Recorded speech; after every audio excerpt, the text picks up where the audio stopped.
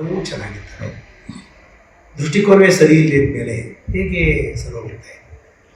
ಇದುವರೆಗೂ ಪರಿಶೀಲನೆ ಮಾಡೋದು, ಕಾರ್ಯಾಂಗವಾಗಿ ಮಾಡಿದ್ದಾರೆ, ನ್ಯಾಯಾಂಗವಾಗಿ ಮಾಡಿದ್ದಾರೆ, ಪ್ರಜಾಸತ್ತಾತ್ಮಕವಾದ ಆಲೋಚನೆಯನ್ನು ಗಟ್ಟಿಗೊಳಿಸಿದ್ದಾರೆ.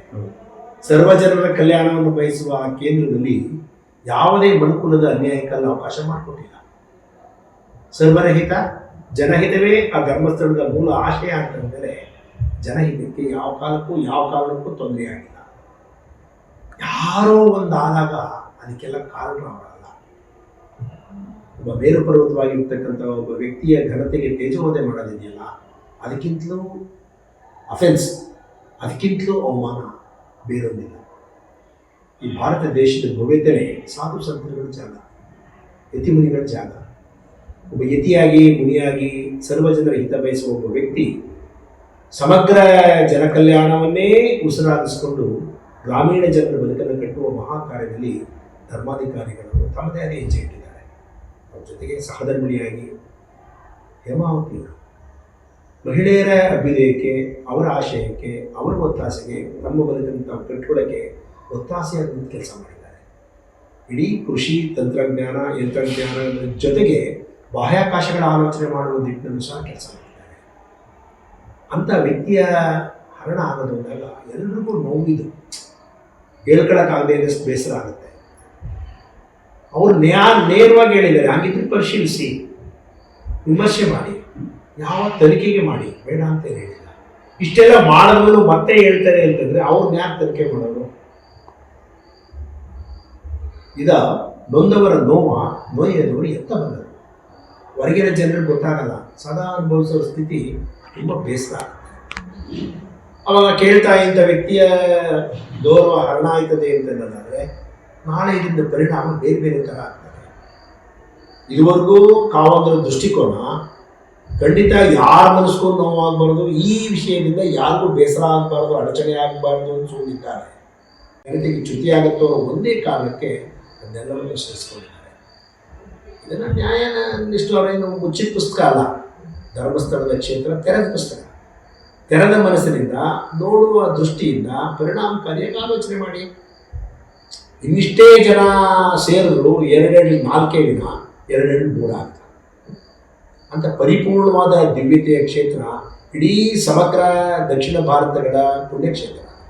ಆ ಪುಣ್ಯಕ್ಷೇತ್ರದಲ್ಲಿ ಇಂಥ ಪಾಪಾತ್ಮರು ಇದೆಲ್ಲ ಚಡಪಡಿಕೆಗಳು ನಡೆಯಲ್ಲ.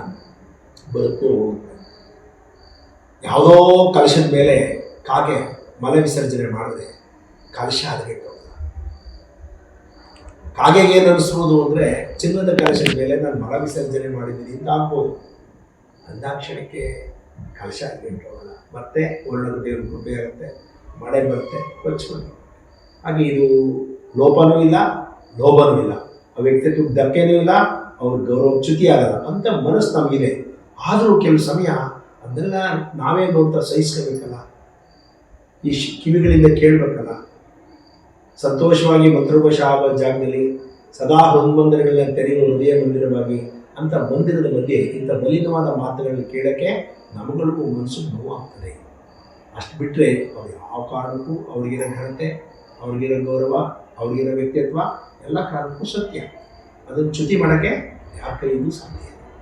ಕನ್ನಡಿ ಮೇಲೆ ಧೂಳು ಕೂತ್ರೆ ಕನ್ನಡಿ ಒಳಗಿನ ಬಿಂಬ ಏನಾದರೂ ಗೊತ್ತಾಗಿಲ್ಲ, ಧೂಳು ಒರೆಸ್ತಾರೆ ಸ್ವಚ್ಛವಾಗಿ. ಅಂತ ಪಾರದರ್ಶಕವಾದ ಕ್ಷೇತ್ರ ಅಂದರೆ ಧರ್ಮಸ್ಥಳ ಕ್ಷೇತ್ರ ಅಂತಂತ ಹೇಳಿದ್ರೆ ನಮಗೆ ಹೆಮ್ಮೆ ಅನಿಸುತ್ತೆ.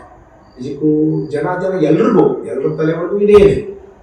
ಯಾರೋ ಬೆರಳಿಕೆ ಎಷ್ಟು ಜನ ಇದನ್ನೇ ಪುಷ್ಟೀಕರಿಸ್ತಾರೆ ಅಂದರೆ ಎಷ್ಟು ಮಟ್ಟಿಗೆ ಸರಿ. ಅದನ್ನು ತನಿಖೆ ಮಾಡಿ ಅಂತ ಹೇಳಿದಾರಲ್ಲ, ಅವರೇನು ಮುಚ್ಚಿಲ್ಲ. ನೀವು ಯಾವ ತನಿಖೆಗೂ ಸಿದ್ಧ. ಲೋಕಾಯುಕ್ತ ಆಗ್ಬೋದು, CBI ಆಗ್ಬೋದು, ಪ್ರಾದೇಶಿಕವಾಗಿ ಆಗ್ಬೋದು, ನೀವು ಯಾವ ತನಿಖೆ ಮಾಡ್ಕೊಂಡು ಬಂದರೂ ಅದರಲ್ಲಿ ನಮ್ಮದೇನು ಮಧ್ಯಸ್ಥಿಕೆ ಇಲ್ಲ, ಅದಕ್ಕೆ ನನ್ನ ಸಹಾಯ ಇದೆ ಅನ್ನೋ ಮಾತನ್ನು ಕ್ಷೇತ್ರದ ಕ್ಷೇತ್ರಾಧಿಪತಿಗಳಾಗಿರ್ತಕ್ಕಂಥ ಧರ್ಮಾಧಿಕಾರಿಗಳು ನೇರ ಹೇಳಿದ್ದಾರೆ. ಅಷ್ಟೆಲ್ಲ ಹೇಳಿದ್ಮೇಲೆ ಮಧ್ಯೆ ಬೇರೆಯವರು ಬಾಯಿ ಹಾಕಿ ಅಪಚಾರದ ಮಾತುಗಳನ್ನಾಡೋದು ಆ ವ್ಯವಸ್ಥೆಗೆ ಶೋಭೆ ಥರ ಅಂತದ್ದಲ್ಲ. ಅವ್ರಿಗೆ ಅಪಚಾರ ತಂದು ಮಾತಾಡಿದ್ರೆ ಎಲ್ರಿಗೂ ಮನಸ್ಸು ನೋವಾಗುತ್ತೆ ಅನ್ನೋ ಮಾತನ್ನು ಈ ಮೂಲಕ ನಾವು ಹೇಳೋಕ್ಕೆ ಸಿದ್ಧ ಇದ್ದೇವೆ.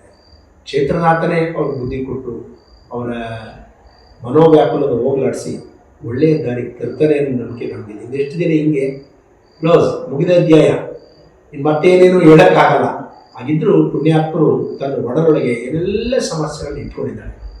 ಜಗತ್ತಿಗೆ ಹೇಗೆ ವಿಷಕಂಠ ತನ್ನ ಕಂಠದಲ್ಲೇ ವಿಷ ತುಂಬಿಕೊಂಡಿದ್ರು, ಜಗತ್ತಿನ ಜನರಿಗೆ ಕಲ್ಯಾಣ ಬಯಸುವ ನಂಜುಂಡೇಶ್ವರನಾಗಿ ಧರ್ಮಸ್ಥಳದ ಮಂಜುನಾಥ ಅವರಿಗೆ ದಿವ್ಯತೆಯನ್ನು ಕೊಟ್ಟಿದ್ದಾನೆ.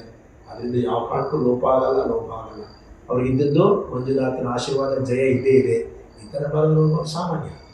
ಏಕಶ್ಚಿತ್ತನ್ನು ನಾವೇ ಮಾತಾಡಿ ದೊಡ್ಡ ಇಶ್ಯೂ ಮಾಡೋದು ಸೂಕ್ತ ಅಲ್ಲ. ಭಗವಂತನೇ ತಿಳಿಸ್ತಾನೆ ಅನ್ನೋದು ಮನಸ್ಸು ನಮ್ಮರಿಗೆಲ್ಲ ಇದೆ. ಆ ಧರ್ಮಸ್ಥಳದ ಮಂಜುನಾಥನ ಅನುಗ್ರಹ ಆಶೀರ್ವಾದ ಎಲ್ಲರ ಮೇಲಿರಲಿ ಅಂತೇಳಿ ಆಶಯ ಮಾಡಿ, ಪಾಪ ಅವರು ಆ ಥರ ಮನಸ್ಸು ತೊಂದ್ಕೊಳ್ಳೋದು ಬೇಡ. ಕ್ಷೇತ್ರದಲ್ಲೇ ಆಗು ಹೋಗುವ ಎಲ್ಲಕ್ಕೂ ಅವರೇ ಕಾರಣವಲ್ಲ. ಪ್ರಗತಿಗೆ ಎಲ್ಲರ ಪಾಲಿದೆ, ಕೆಟ್ಟ ಹೆಸರು ಮಾತ್ರ ಒಬ್ಬರ ತಲೆಗೆ ಹೋಗುತ್ತೆ. ಅದಾಗಬಾರ್ದು.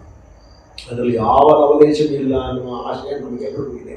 ಖಂಡಿತ ಕಾವಲು ರೀತಿಯಾಗಿ ಬೇಸರ ಮಾಡ್ಕೋಬಾರ್ದು, ನೊಂದ್ಕೋಬಾರ್ದು. ಅದನ್ನು ಸಹ ಮಂಜುನಾಥ ಪದತಲಕ್ಕೆ ಬಿಡಲಿ. ಪಾಪ ಪುಣ್ಯ ಅವರಲ್ಲಿ ಹೋಗುತ್ತೆ.